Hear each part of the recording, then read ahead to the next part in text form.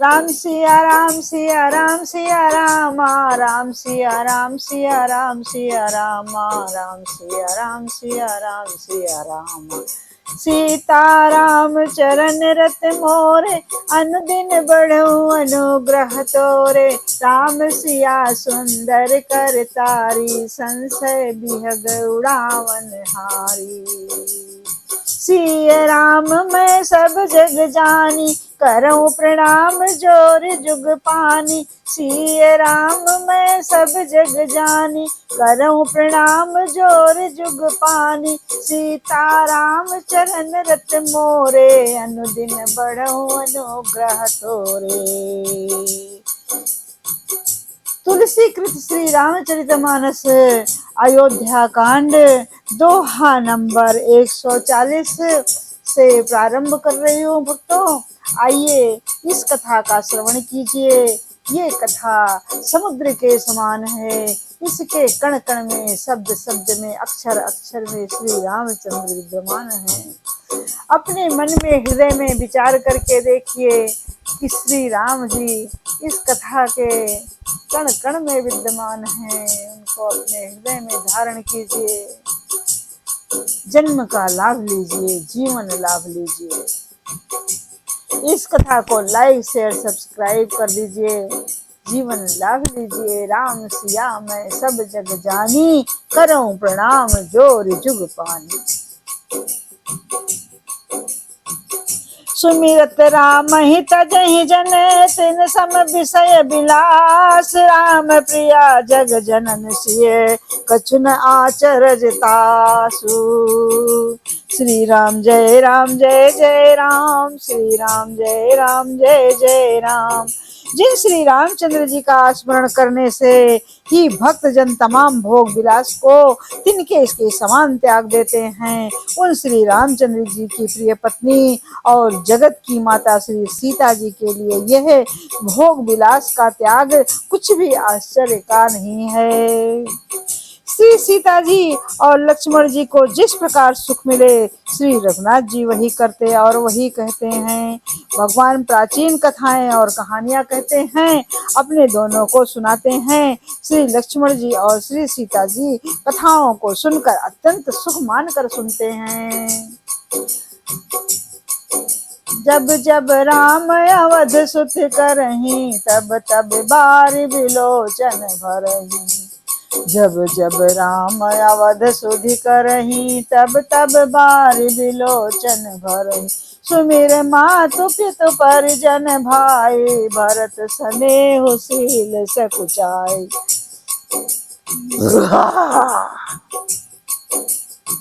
जब जब श्री रामचंद्र जी अयोध्या की याद करते हैं, तब तब उनके नेत्रों में जल भर आता है। माता पिता, कुटुंबियों और भाइयों तथा भरत के प्रेमशील और सेवा भाव को याद करके उनके नेत्रों में जल भर आता है और वे बहुत दुखी हो जाते हैं।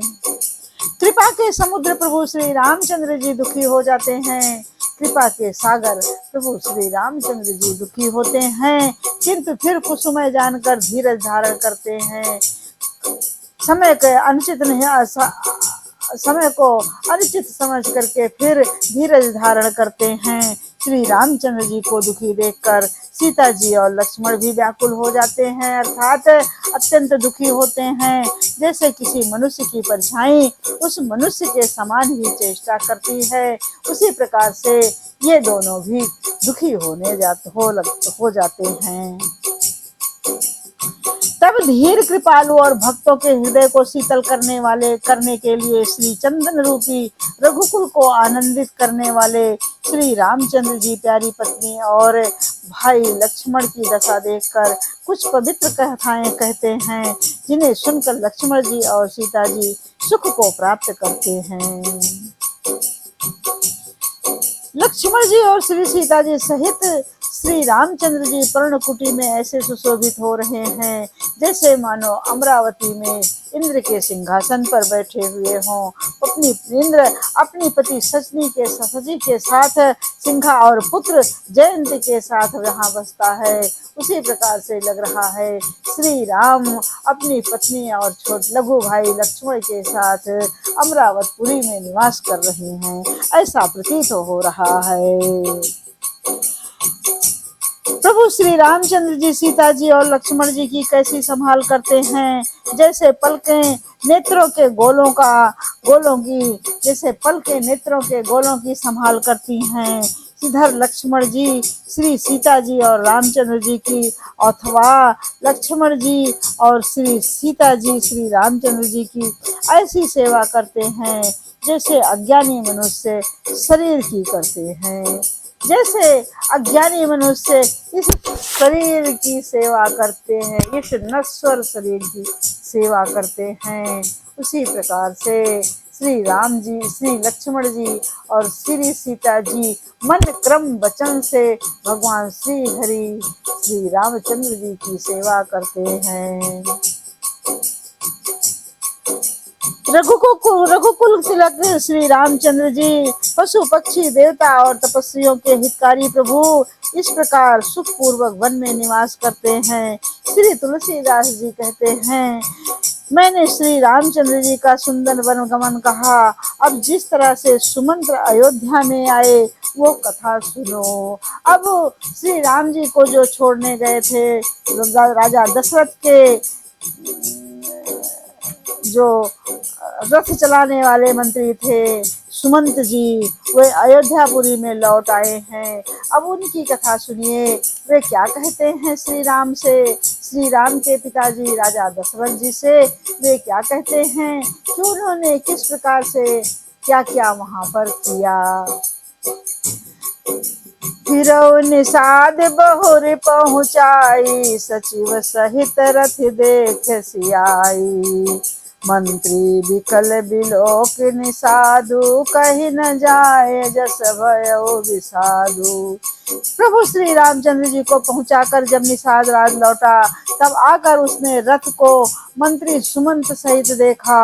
मंत्री को व्याकुल देखकर निषाद को जैसा दुख हुआ वैसा कहा नहीं जा सकता, क्योंकि जहाँ पर भगवान श्री राम ने रघुकुल भूषण रघुकुल तिलक रघुनाथ ने सुमंत जी को रथ सहित छोड़ा था और गंगा नदी में बैठकर नाव में बैठ करके उस पार गए थे। अभी तक सुमंत जी वहीं पर विद्यमान हैं, वो अपने घर अयोध्या की तरफ नहीं गए हैं। जब गुहराज निषाद वहां लौटकर अपने घर को आते हैं तो नदी के किनारे पर सुमंत जी को उनके रथ के साथ बैठे हुए और विलाप करते हुए पाते हैं। तब गुहराज निषाद की आंखों में नेत्रों में जल भर आता है और वे अत्यंत दुखी होकर के कहते हैं। निषाद को अकेले आया देखकर सुमंत हा राम हा सीते हा लक्ष्मण पुकारते हुए बहुत व्याकुल होकर धरती पर गिर पड़े हैं। रथ के घोड़े दक्षिण दिशा की ओर देखकर जोर जोर से जिधर श्री रामचंद्र जी गए हैं जोर जोर से देख करके हिनहिनाने लगे हैं, मानो बिना पंख के पक्षी व्याकुल हो रहे हैं।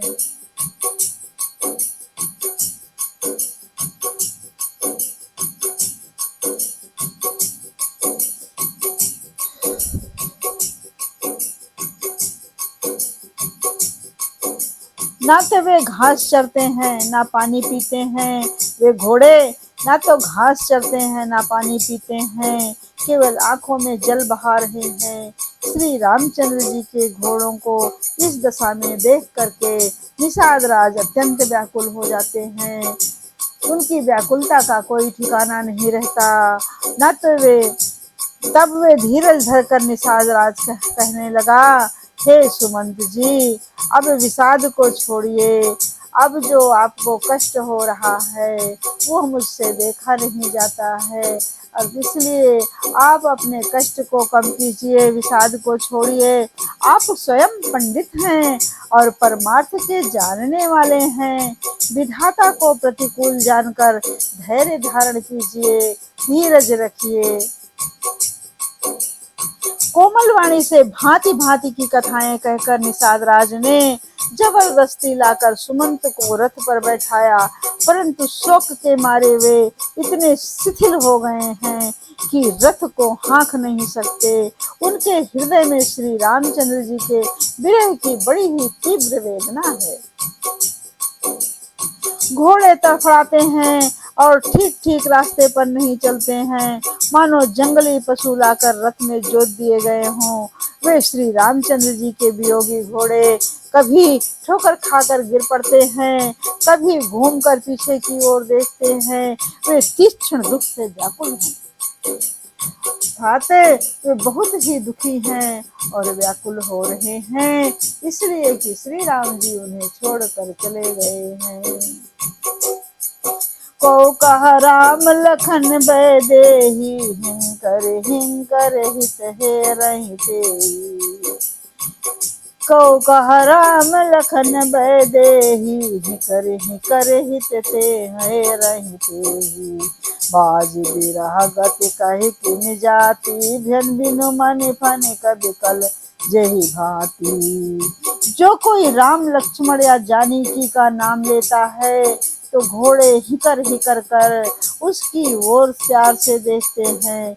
घोड़ों की विरह दशा कैसे कही जा सकती है, वे ऐसे व्याकुल हैं जैसे मणि के बिना सांप व्याकुल होता है। मंत्री और घोड़ों की ये दशा देखकर निषाद राज विषाद के कारण विषादवश हो गया है। तब उसने अपने चारों उत्तम सेवक बुलाकर सारथी के साथ कर दिए हैं। निषाद राज गुह सारथी सुमंत जी को पहुंचाकर विदा करके लौटा। उसके विरह और दुख का वर्णन नहीं किया जा सकता। तो चारों निषाद रथ लेकर अवध को चले। सुमंत और घोड़ों को देख देख कर वे क्षण क्षण भर विषाद में डूब जाते हैं। अर्थात सुमंत रथ ले जाने के लायक नहीं बचे। उनका दिमाग, उनका मन, उनका हृदय तो श्री रामचंद्र जी के साथ चला गया। इतने मूर्छित अवस्था में हो गए कि वे अपना रथ नहीं ले जा सके। तो गोराज निषाद ने अपने 4 सेवकों को उनके साथ कर दिया, जो रथ को चला करके उनके अयोध्या को वापस लौट कर जा रहे हैं। व्याकुल और दुख से दीन हुए सुमंत जी सोचते हैं कि श्री रघुवीर के बिना जीने का धिक्कार है। आखिर ये अधम शरीर रहेगा तो ही नहीं, तो है ही नहीं। तो अभी श्री रामचंद्र जी के बिछोड़ते ही छूटकर इसने यश क्यों नहीं ले लिया। ये प्राण अपयश और पाप के भांडे हो गए हैं, अर्थात पाप के बर्तन हो गए हैं, पापधारी बर्तन हो गए हैं। अब ये किस कारण कुछ नहीं करते, अर्थात इस प्राणधारी बर्तन के अंदर से ये प्राण क्यों नहीं निकलते हैं। हाय नीच मन, बड़ा अच्छा मौका चूक गया। ये नीच मन बड़ा अच्छा मौका चूक गया। प्राण को निकल जाना चाहिए था, इस बर्तन को छोड़ देना चाहिए था, प्राण को निकलकर श्री रघुनाथ के चरणों में लग जाना चाहिए था। अब तो हृदय के 2 टुकड़े भी नहीं हो जाते हैं, अब तो हृदय के 2 टुकड़े भी नहीं हो जाते हैं। इस प्रकार से सुमंत जी विषाद कर रहे हैं। सुमंत हाथ मल मल और सिर पीट पीट कर पछताते हैं, मानो कोई कंजूस धन का खजाना खो बैठा हो। जैसे कोई कंजूस जो 1 पैसा नहीं खर्चा करता है, उसने अपना खजाना खो दिया हो। इसी प्रकार सुमंत जी का मन अत्यंत व्यथित हो रहा है कि उनके प्राण अभी क्यों नहीं निकल करके श्री राम के चरणों में लग गए। वे इस प्रकार से चले मानो कोई बड़ा योद्धा वीर का बाना पहनकर और उत्तम सूर वीर कहलाकर युद्ध से भाग जाता है। अर्थात युद्ध नहीं लड़ता है, युद्ध से बाहर भाग जाता है। जैसे कोई विवेकशील वेद का ज्ञाता साधु संपत आचरणों वाला और उत्तम जाति का कुलीन ब्राह्मण धोखे से मदिरा पी ली हो और पीछे से पछता रहा हो, उसी प्रकार मंत्री सुमंत सोच कर बार बार पछता रहे।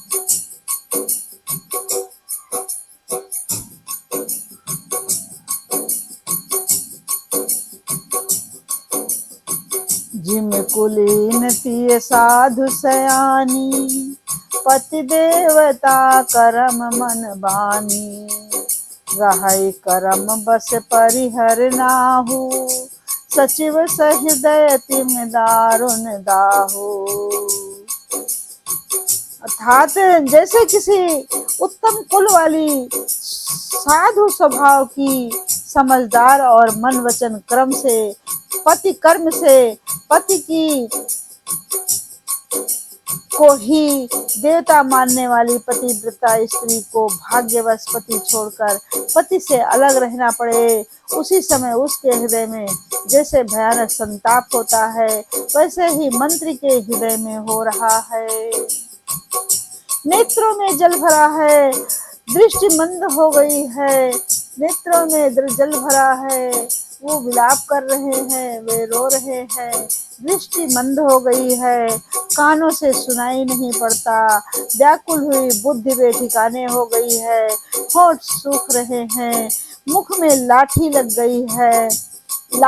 गई है, किंतु ये सब मृत्यु के लक्षण हो जाने पर भी यदि प्राण नहीं निकलते हैं, क्योंकि हृदय में अवध रूपी किवाड़ लगे हुए हैं, हृदय में अवध रूपी कपाट लगे हुए हैं, किवाड़ लगे हुए हैं। अर्थात 14 वर्ष बीत जाने पर भगवान फिर मिलेंगे, यही आशा रुकावट डाल रही है। विवरण भयो न जाय निहारी, मारस मनहु पिता महतारी, हानि गलान विपुल मन व्यापी, जमपुर पंथ सोच जिन व्यापी। सुमंत जी के मुख का रंग बदल गया है, जो देखा नहीं जाता, ऐसा मालूम होता है मानो इन्होंने माता पिता को मार डाला हो। उनके मन में राम वियोग रूपी हानि की महिमा ग्लानि पीड़ा छा रही है, जैसे कोई पापी मनुष्य नरक को जाता हुआ रास्ते में सोच कर रहा हो। बचन नयाव हृदय पछताहि, अवध का हमय देखब जाई, बचन नयाव हृदय पछताई, अवध का हमय देखब जाई, अवध का हमय देखब जाई। राम सहित रथ देखी हैं जोई, राम रहित रथ देखी हैं जोई, सकुचहि मोहि बिलोकत सोई, सकुचहि मोहि बिलोकत सोई। मुख से वचन नहीं निकलते हैं, हृदय में पछताते हैं कि मैं अयोध्या में जाकर क्या देखूंगा। श्री रामचंद्र जी से शून्य रथ को भी देखेगा, वही मुझे देखने में संकोच करेगा, अर्थात मेरा मुंह नहीं देखना चाहेगा। नगर के सब लोग व्याकुल स्त्री पुरुष जब दौड़कर मुझसे पूछेंगे, तब मैं हृदय में वज्र रखकर सबको क्या उत्तर दूंगा। पूछिए दीन दुखित भब माता, कहब का हमय तिनहि विधाता। पूछिए जबहि लखन महतारी, कहियव कवन संदेश सुखारी, कहियौ कवन संदेश सुखारी। पूछिए जबहि लखन महतारी, कहियौ कवन संदेश सुखारी, कहियौ कवन संदेश सुखारी, कहियौ कवन संदेश सुखारी। जब दीन दुखी सब माताएं पूछेंगी, हे विधाता, तब मैं उन्हें क्या उत्तर दूंगा, मैं उन्हें क्या कहूंगा। जब लक्ष्मण जी की माता मुझसे पूछेंगी, तब मैं उन्हें कौन सा सुखदायी संदेश कहकर सुनाऊंगा, तब मैं उन्हें कौन सा सुखदायी संदेश कहूंगा। सो श्री रामचंद्र जी की माता जब इस प्रकार दौड़ी दौड़ी आवेंगी, जैसे नई ब्याई हुई गौ बछड़े को याद करके दौड़ी आती है, तब उनके पूछने पर मैं उन्हें क्या उत्तर दूंगा कि श्री राम लक्ष्मण सीता को मैं वन में छोड़ आया हूँ और वे वन को चले गए हैं, मैं क्या उत्तर दूंगा। इस तरह से सुमंत जी हृदय में अपने मन में ग्लानि भरी हुई है और पश्चाताप कर रहे हैं। जो भी पूछेगा उसे यही उत्तर देना पड़ेगा, हाय अयोध्या जाकर अब मुझे यही सुख लेना है। जब दुख से दीन महाराज जिनका जीवन श्री रघुनाथ जी के दर्शन के अधीन है, जब वे मुझसे पूछेंगे श्री दशरथ जी, तो मैं उन्हें क्या उत्तर दूंगा। कम देई हव उतर कवन मुँह लाई, देई हव उतर कवन मुन मुन लाई, देई हव उतर कवन मुँह लाई, आयो कुशल कुंवर पहुँचाई, आयो कुशल कुंवर पहुँचाई, आयो कुशल कुंवर पहुँचाई। सुनत लखन सिय राम संदेशु, तृण जिम तनु परिहरहि नरेशु, तृण जिम तनु परिहरहि नरेशु। तब मैं कौन सा मुंह लेकर उनके उत्तर दूंगा। उन्हें कहूंगा कि मैं राजकुमारों को कुशल पूर्वक वन में पहुंचा कर आया हूँ। लक्ष्मण सीता और श्री रामचंद्र जी का समाचार सुनते ही महाराज तिनके की तरह शरीर को त्याग देंगे। महाराज श्री महाराजा दशरथ महाराज तिनके की तरह शरीर को त्याग देंगे, शरीर को। प्रियतम राम श्री राम जी रूपी जल के बिछुड़ते ही मेरा हृदय कीचड़ की तरह फट नहीं गया। इससे मैं जानता हूँ कि विधाता ने मुझे यातना शरीर ही दिया है, जो पापी जीवों के को नरक भोगने के लिए मिलता है।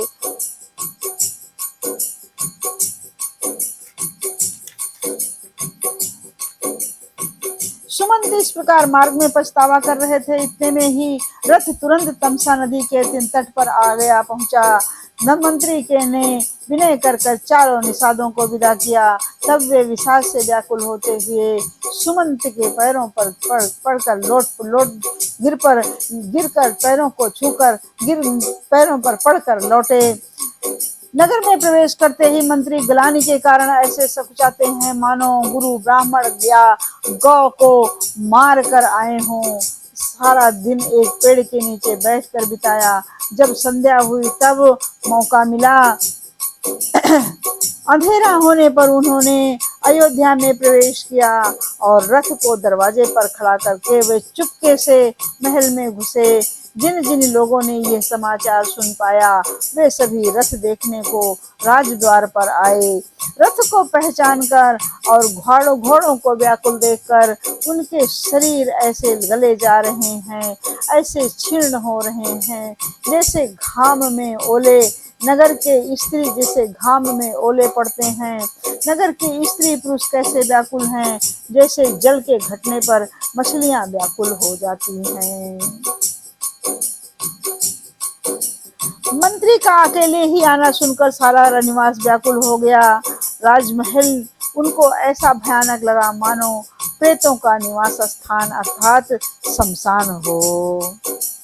अत्यंत आर्त होकर, अत्यंत दुखी होकर सब रानियां पूछती हैं, पर सुमंत को कुछ उत्तर नहीं आता। उनकी वाणी विकल हो गई है अर्थात रुक गई है। ना कानों से सुनाई पड़ता है, ना आंखों से कुछ सूझता है। वे जो भी सामने आता है उससे पूछते हैं, कहो राजा कहाँ हैं। दासियां मंत्री को व्याकुल देखकर उन्हें कौशल्या जी के महल में लिवा गई। सुमंत ने जाकर वहां राजा को कैसा बैठे देखा, मानो बिना अमृत का चंद्रमा बैठा हो।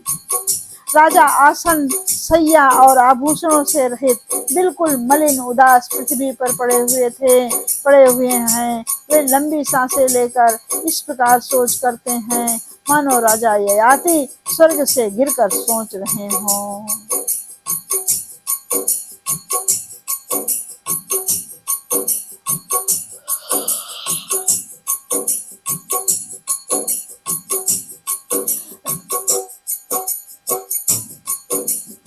राम राम कहि राम सनेही, पुनि कह राम लखन भय देही। राम राम कह राम सनेही, पुनि कहु राम लखन भय देही। लेत सोच भरि छिन छिन छाती, जन जरि पंख रहो संपाती। राम राम कह राम सनेही, पुनि कह राम लखन भय देही। राजा क्षण क्षण में सोच से छाती भर लेते हैं। ऐसी विकल दशा है मानो गिद्धराज जटायु का भाई संपाति पंखों के जल जाने पर गिर पड़ा हो। राजा बार बार राम राम हास नहीं प्यारे राम कहते हैं, फिर राम राम हा लक्ष्मण हा जानकी ऐसा कहने लगते हैं। मंत्री जी ने देखकर जय जीव कहकर दंडवत प्रणाम किया। सुनते ही राजा व्याकुल होकर उठे और बोले, सुमंत कहो राम कहाँ है, कहो राम कहाँ है। भूप सुमंत लीन उर लाई, बूढ़त कछु आधार जन पाई। सहित स्नेह निकट बैठारी, पूछत राव नयन भरि बारी। राजा ने सुमंत को हृदय से लगा लिया, मानो डूबते हुए आदमी को कुछ सहारा मिल गया हो। मंत्री जी को स्नेह के साथ पास बैठाकर नेत्रों में जल भरकर राजा पूछने लगे,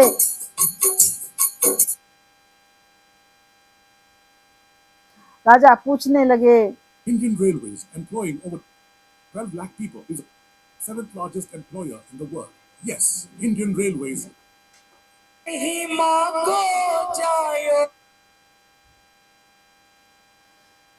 ऐसा कहने लगते हैं। देख, मंत्री ने देखकर जय जीव कहकर दंडवत प्रणाम किया। सुनते ही राजा व्याकुल हो उठे और बोले, सुमंत कहो राम कहाँ हैं। राजा ने सुमंत को हृदय से लगा लिया, मानो डूबते हुए आदमी को कुछ सहारा मिल गया हो। मंत्री को स्नेह के साथ पास बैठाकर नेत्रों में जल भरकर राजा पूछने लगे, हे मेरे प्रेमी सखा, श्री राम की कुशल कहो, श्री सीता की कुशल कहो। श्री राम लक्ष्मण जी श्री सीता कहाँ हैं, उन्हें लौटा लाए हो कि वे वन को चले गए। ये सुनते ही मंत्री के नेत्रों में जल भर आया है। शोक से व्याकुल होकर राजा फिर पूछने लगे, सीताराम और लक्ष्मण का संदेशा तो कहो। श्री रामचंद्र जी के रूप में गुणशील और स्वभाव को याद कर करके राजा हृदय में सोच करते हैं, राजा हृदय में सोच करते हैं, क्या कहते हैं। रसुराव सुनय दीन बनवासु, मुनि मन भयो न हरस हरासु। सो सुत बिछुरत गए न प्राणा, को पापी जग मोहि समाना, को पापी जग मोहि समाना। और कहते हैं, मैंने राजा होने की बात सुनाकर वनवास दे दिया। यह सुनकर भी जिस राम के मन में हर्ष और विषाद नहीं हुआ, ऐसे पुत्र के बिछड़ने पर मेरे प्राण नहीं गए, तब मेरे समान बड़ा पापी और कौन होगा। हे सखा, श्री राम जानकी और लक्ष्मण जहाँ हैं, मुझे भी वहीं पहुँचा दो, नहीं तो मैं सत्य भाव से कहता हूँ कि मेरे प्राण अब चलना ही चाहते हैं। राजा बार बार मंत्री से पूछते हैं, मेरे प्रियतम पुत्रों का संदेशा सुनाओ। हे सखा, तुम तुरंत वही उपाय करो जिससे श्री राम लक्ष्मण और सीता को मुझे आंखों से दिखा दो। मंत्री धीरज धरकर कोमल वाणी बोले, महाराज आप पंडित और ज्ञानी हैं। हे देव, आप सूरवीर तथा उत्तम धैर्यवान पुरुषों में श्रेष्ठ हैं। आपने सदा साधुओं के समाज का सेवन किया है। जन्म मरण दुख सुख के भोग हानि लाभ प्यारों का मिलना बिछोड़ना, ये सब स्वामी काल और कर्म के अधीन रात और दिन की तरह बरबस ही होते रहते हैं। जन्म मरण सब सुख दुख भोगा, हानि लाभ प्रिय विमिलन वियोगा। काल करम बस होई गोसाई। बरबस रात दिवस की नाही। जन्म मरण सब दुख सुख भोगा, जन्म मरण सब दुख सुख भोगा, हानि लाभ प्रिय मिलन वियोगा। काल करम बस होई गोसाई, बरबस रात दिवस की नाई। सुख जन्म मरण सुख दुख के भोग, हानि लाभ प्यारों का मिलना बिछुड़ना, ये सब है स्वामी काल और कर्म के अधीन रात्रि और दिन की तरह बरबस ही होते चले आ रहे हैं, जो सदैव ही होते रहेंगे। मूर्ख लोग सुख में हर्षित होते हैं और दुख में रोते हैं, पर धीर पुरुष अपने मन में दोनों को समान समझते हैं। हे सबके हितकारी रक्षक, आप विवेक विचार कर धीरज धरिए और शोक का परित्याग कर दीजिए। इस प्रकार से सुमंत राजा दशरथ जी को समझा रहे हैं। श्री राम जी का पहला निवास मुकाम तमसा के तट पर हुआ, दूसरा गंगा तीर पर, तीसरा श्री सीता जी सहित दोनों भाई उस स्नान को करके जल पीकर ही रहे हैं। केवट निषाद राज ने बहुत ही सेवा की है, वह रात श्रृंगवेरपुर में ही बिताई है। दूसरे दिन सवेरा होते ही वड़ का दूध मंगवाया है और उनसे श्री राम लक्ष्मण ने अपने सिरों पर जटाओं के मुकुट बनाए हैं। राम सखा तब नाव मंगाई, प्रिया चढ़ाए चढ़े रघुराई, लखन बान धनु धरे बनाई, लखन बान धनु धने बनाई, आप चढ़े प्रभु आय सुपाई, आप चढ़े प्रभु आय सुपाई। सुमंत जी राजा दशरथ को समझा अवश्य रहे हैं, परंतु उनके नेत्रों में जल भरा हुआ है, उनके नेत्रों से अश्रु गिर रहे हैं। तब श्री रामचंद्र जी के सखा निषाद राज ने नाव मंगवाई और पहले प्रिया सीता जी को उस पर चढ़ाकर फिर श्री रघुनाथ जी चढ़े, फिर लक्ष्मण जी ने धनुष बाण सजाकर रखे और प्रभु श्री राम जी की आज्ञा पाकर स्वयं चढ़े। मुझे व्याकुल देखकर श्री रामचंद्र जी ने धीरज धरकर मधुर वचन से बोला, हे तात, पिताजी से मेरा प्रणाम कहना और मेरी ओर से बार बार उनके चरण पकड़कर चरण स्पर्श करना।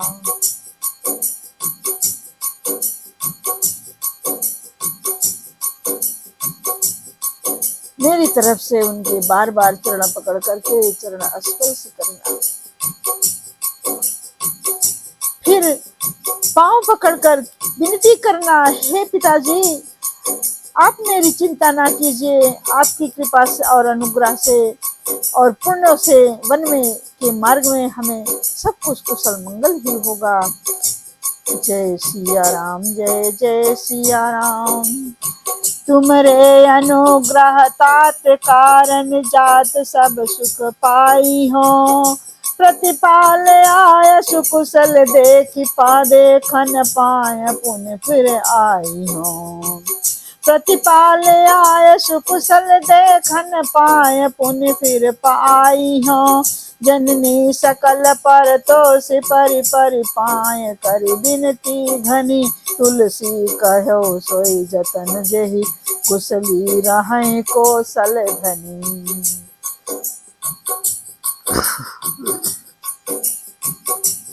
हे पिताजी आपके अनुग्रह से मैं वन जाते हुए सब प्रकार का सुख पाऊंगा, आज्ञा का भली भांति पालन करके चरणों का दर्शन करने कुशल पूर्वक फिर लौट कर आऊंगा, तब आपके चरणों के दर्शन करूंगा और सब माताओं के पैरों पर पड़कर उनका समाधान करके और उनसे बहुत विनती करके तुलसीदास जी कहते हैं, तुम वही प्रयत्न करना जिसमें कौशलपति पिताजी कुशल रहें।